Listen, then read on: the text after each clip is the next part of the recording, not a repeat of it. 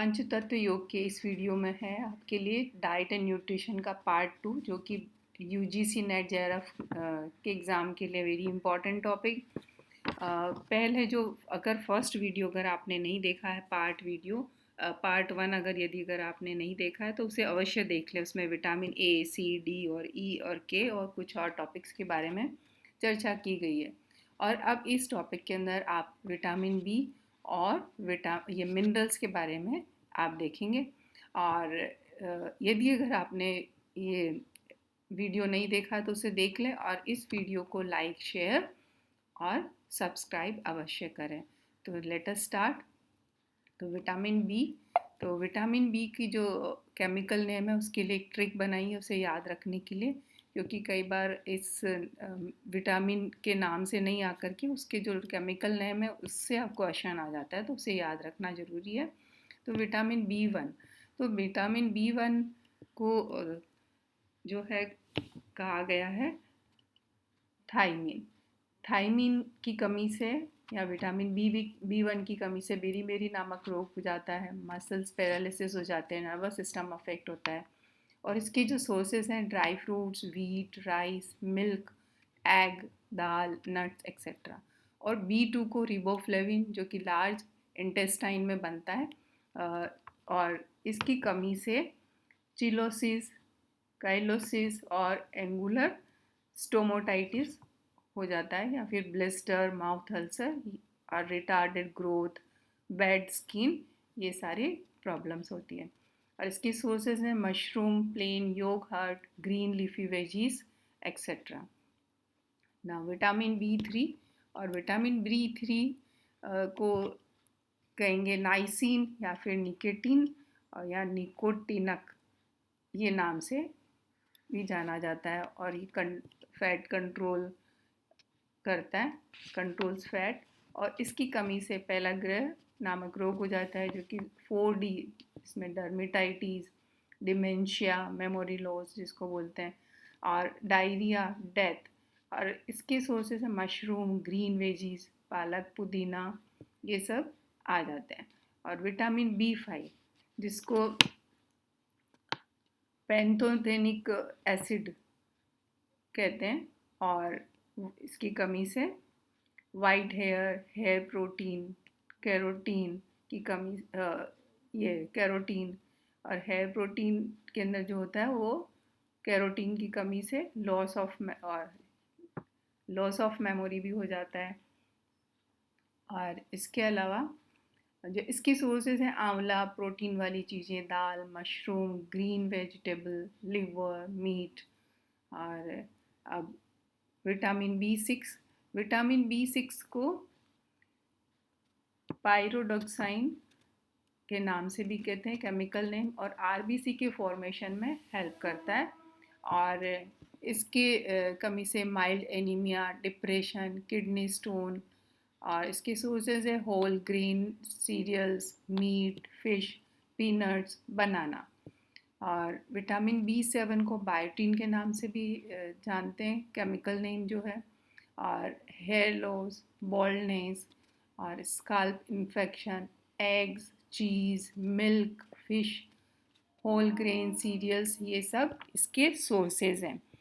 Vitamin बी9 जिसको folic acid या फिर मलियाई भी केमिकल नेम है, इंक्रीज ब्लड ड्यूरिंग प्रेगनेंसी, इसका जो फंक्शन है ये है। और इसकी कमी से रोग हो जाता है megaloblastic anaemia, less RBC count, x neural tube defect और सेवरल बर्थ डिफेक्ट। इसके सोर्सेज हैं ग्रीन वेजिटेबल्स, अनार, सेब और ग्रीन कोरिएंडर। और विटामिन बी12 जिसको साइनोकोबालामीन कहते हैं, और इसका जो केमिकल नेम है या फिर ब्लू विटामिन।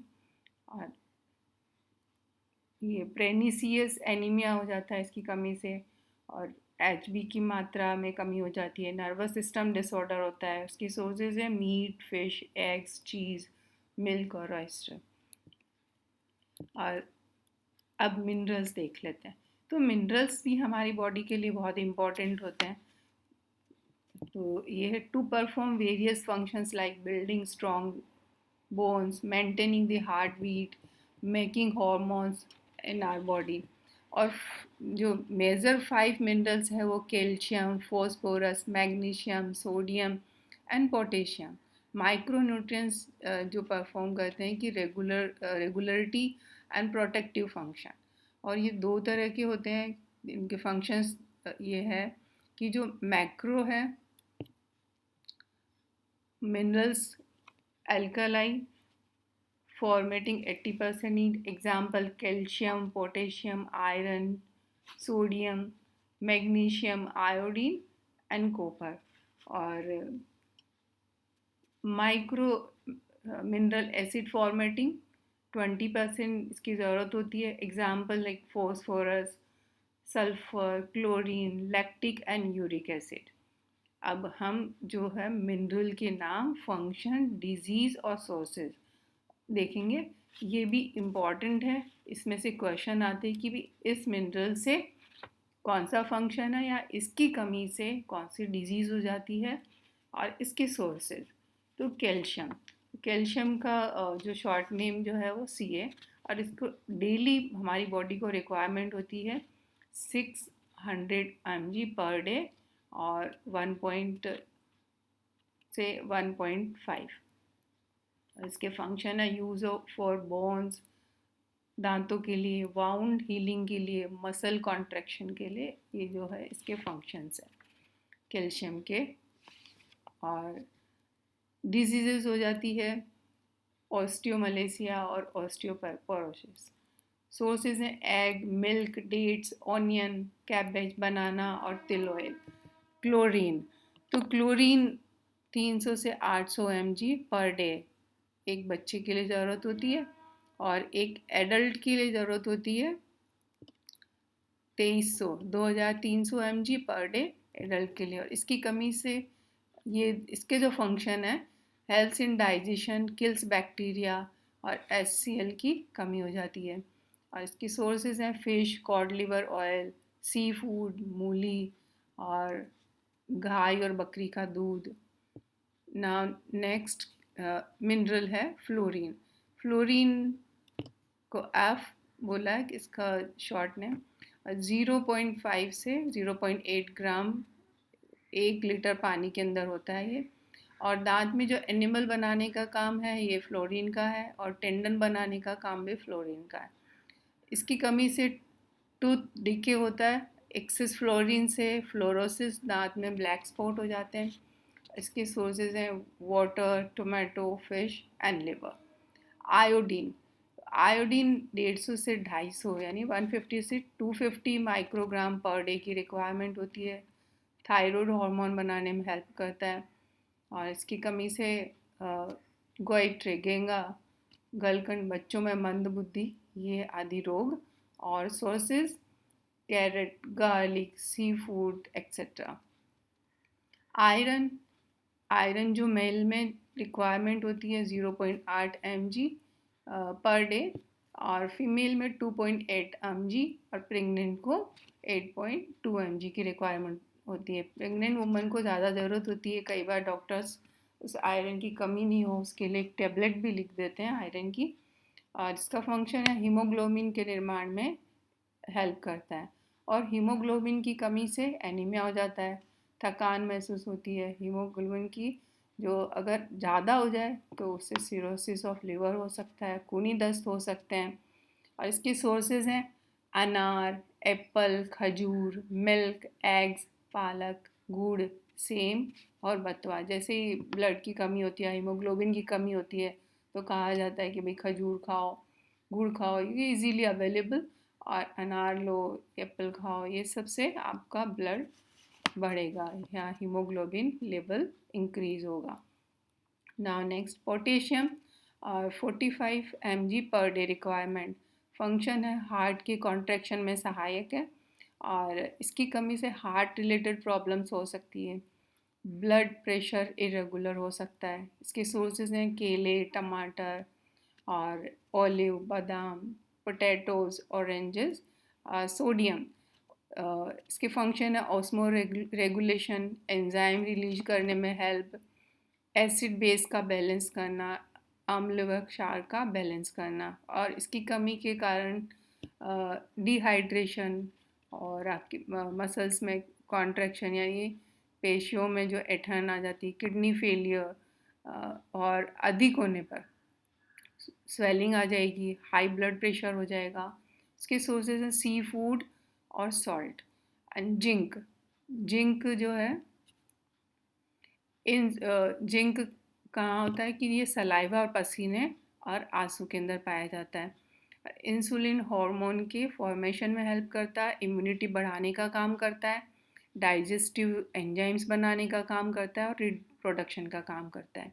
इसकी कमी से क्या हो सकता है? Growth failure, hypogonadism, diarrhoea, skin manifestation और डिलेड बाउंड हीलिंग और लो bone density.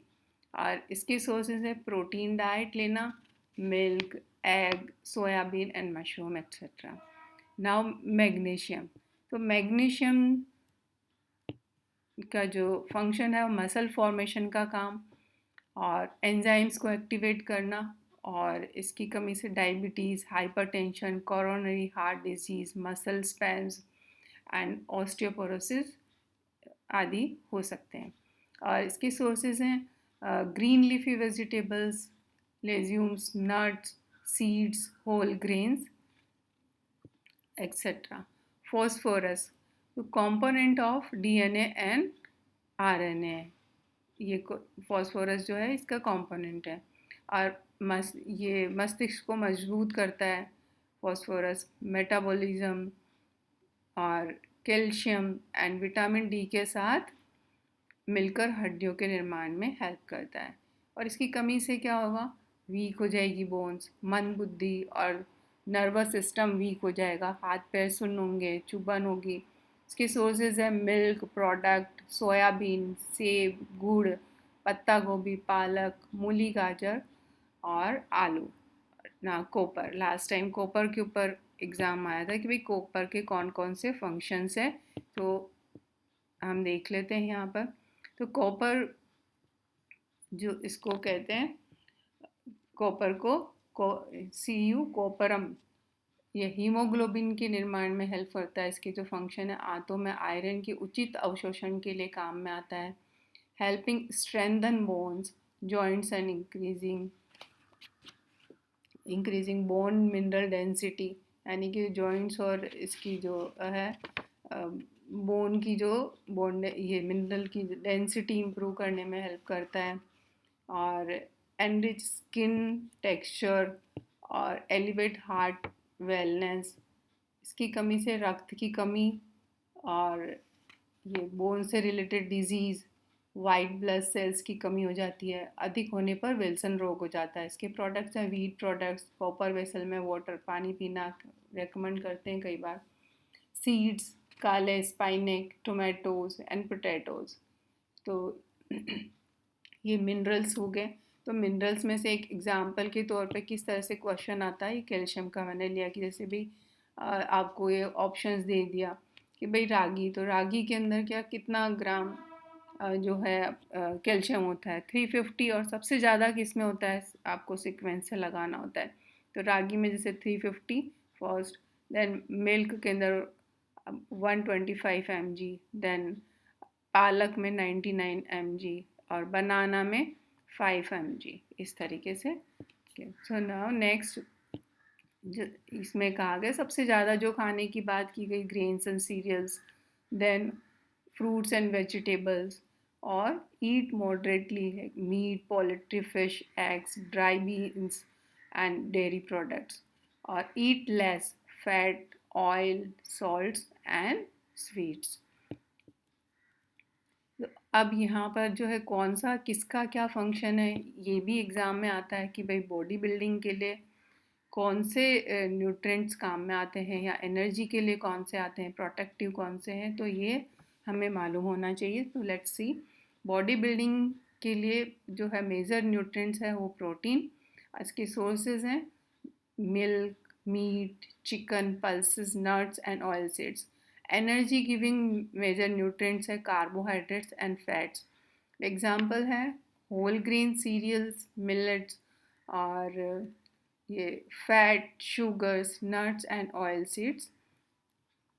Protective minerals and vitamin fruits and vegetables में अवेलेबल है ना. नेक्स्ट पॉइंट जो है सीरियल्स एंड मिलेट्स जो है वो उनकी में कितनी कौन सी मात्रा है यहाँ पर लिया गया है.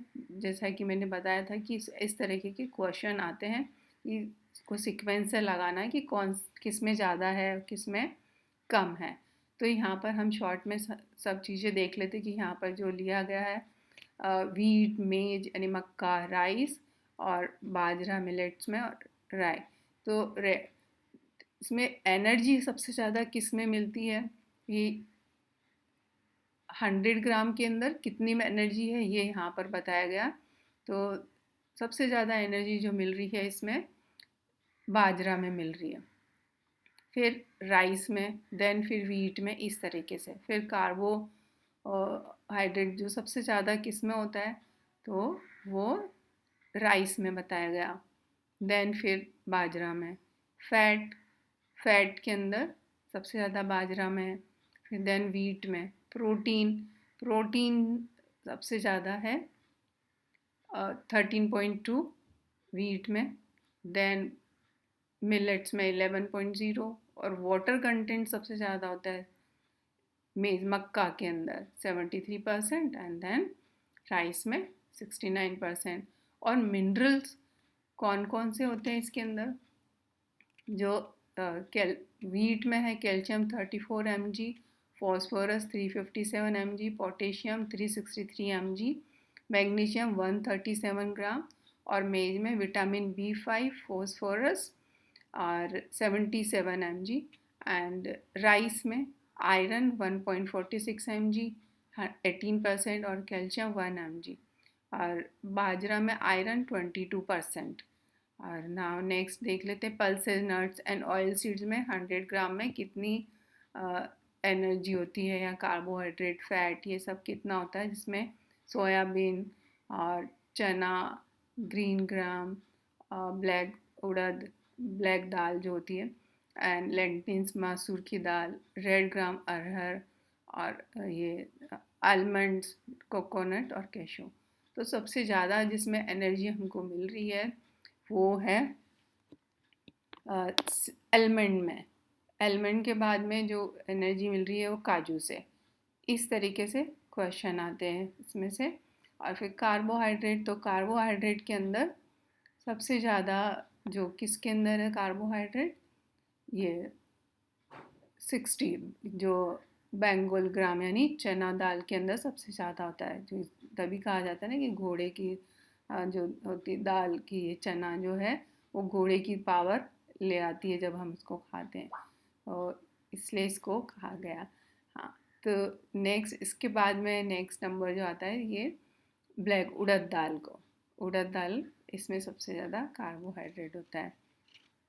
नेक्स्ट फैट सबसे ज़्यादा बताया गया है 58.9 जो कि बादाम के अंदर है, और इसके बाद काजू के अंदर. और प्रोटीन सबसे ज़्यादा है सोयाबीन में, और सोयाबीन के बाद में है लेंटिन मसूर दाल में. और मेजर मिनरल्स सोयाबीन में है कैल्शियम 240 और mg, और इसमें चना दाल के अंदर फिर कैल्शियम आ गया 202 mg. इस तरीके से क्वेश्चन आता है. और फिर नेक्स्ट जो बताया कि भाई आयरन जो है आलमंड में 5.09 है, और ज़्यादा सबसे ज़्यादा आयरन बताया है कि इसमें काजू के अंदर, कैशू में 5.81, देन बादाम के अंदर, और देन फिर नारियल में. और मिनरल में कैरोटीन की जो कैशू में ही मात्रा बताई गई है जो कि 60 mg. ओके, तो नाउ नेक्स्ट पॉइंट जो हमारा है, मैंने एक सिलेबस के आधार पर मैंने लिया है मेटाबॉलिज्म. तो मेटाबॉलिज्म क्या बताया कि जो it's related to nutrients and existence of nutrient, जिसको कहते हैं कि ये प्रोसेस है जिससे कि एनर्जी प्राप्त की जाती है, इसको मेटाबॉलिज्म कहा गया। Bio energetic describes metabolism as the biochemical pathway through which the cells obtain energy, यानी जिससे एनर्जी फॉर्मेशन होती है, एनर्जी प्राप्त होती है, को कहा गया। तो इसमें गुड मेटाबॉलिज्म होगा तो क्या होगा कि health aids in removing toxins from the body and can improve blood circulation, making a person feel more energized and furthermore enhances mood, अच्छा होगा और इंटरनल एनर्जी आपकी इंक्रीज होगी, मिलेगी और इम्यूनिटी बढ़ेगी और जो है assist in rapid weight loss and improving sleep quality. और यदि अगर पुअर मेटाबॉलिज्म होगा तो क्या होगा, इरिटेबल बॉल सिंड्रोम, डायरिया और frequent constipation are common problems caused by poor metabolism. तो मेटाबॉलिज्म की जो प्रोसेस है उसको दो भागों में बांटा गया, कैटाबॉलिज्म और एनाबॉलिज्म। ऐसे तो नाम से ही क्लियर है कि भाई कैटाबॉलिज्म क्या होता है और एनाबॉलिज्म क्या होता है। तो एनाबॉलिज्म क्या है, building of complex molecules from numerous simple ones and think of protein synthesis. और catabolism is for the breakdown of complex molecules into numerous simple ones। यानी जो एनाबॉलिज्म है उसमें स्मॉल यूनिट से अणुओं का निर्माण होता है और एनर्जी की ज़रूरत होती है, जैसे बोन्स का बनना, या से कह सकते हो सिंपल टू कॉम्प्लेक्स। और कैटाबॉलिज्म के अंदर कॉम्प्लेक्स यूनिट का ब्रेकडाउन होता है और एनर्जी रिलीज होती है, जैसा कि इस टेबल के अंदर भी बताया कि भाई ये जो है कंस्ट्रक्टिव प्रोसेस है और ये सिंपल से कॉम्प्लेक्स बनता है और एनर्जी स्टोर होती है। और एनाबॉलिज्म के अंदर जो है ग्रोथ और मेंटेनेंस के लिए ज़रूरत होती है। और कैटाबॉलिज्म ये डिस्ट्रक्टिव प्रोसेस है और ये कॉम्प्लेक्स का ब्रेकडाउन होता है और एनर्जी रिलीज होती है और ये एक्टिविटी के लिए इसकी ज़रूरत होती है। ओके, सो नाउ नेक्स्ट है point, what is BMR. BMR is basal metabolic rate. So the term basal means basic. So the basal metabolic rate represent your basic metabolism. Your body burns calories even when sitting, resting, or also when your digestive system is inactive, because आपकी जो internal process है वो तो आपकी continue रहती है, उसमें energy आपकी बर्न होती रहती है। Your body is burning calorie to keep your organ functioning. For example, जैसे कि your body burns calories to keep your heart pumping and your lungs breathing, whether you are sleeping, talking, working, or watching TV.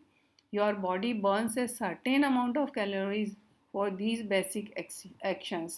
So these calories add up to your BMR.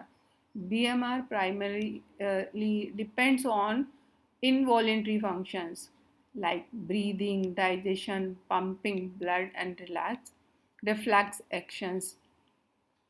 Therefore, it is directly proportional to the type and intensity of the physical activity you engage in daily। यानी यही कह रहे हैं कि भाई आप जैसी activity करोगे उस तरीके की आपकी बीएमआर होगी, कि आप की एक्टिविटी है कम ज़्यादा उसके ऊपर ये डिपेंड करती है। जैसे कि इसमें बताया यहाँ पर आगे कि such as increased physical activity or muscle mass will increase the number of calorie burned during minimal functioning. Or similarly, increased body fat will have a decreased metabolic rate or reduced number of calories burned during rest. जब आप rest करते हो तो आपकी body में fat increase होता है और कैलोरी जो है वो कम बर्न होती है और ये मेटाबॉलिक रेट जो है उस टाइम पे कम हो जाती है। इस तरह से चेंजेस होते हैं। और कुछ फैक्टर्स है जो वो बीएमआर को अफेक्ट करते हैं, जैसे age, gender, genetic, diet, stress, hydration, body size, sleep, drugs, illness, hormonal factors, muscle mass, body temperature, environment temperature, physical activity, etc. तो इस वीडियो में ये अकॉर्डिंग टू सिलेबस जो इतने भी इम्पॉर्टेंट पॉइंट्स थे मैंने कवर किए, तो ये कंप्लीट हो गया ये वाला टॉपिक। और इस वीडियो को आप लाइक, शेयर और सब्सक्राइब अवश्य कर लें। तो इस वीडियो में बस इतना ही। आज के लिए धन्यवाद।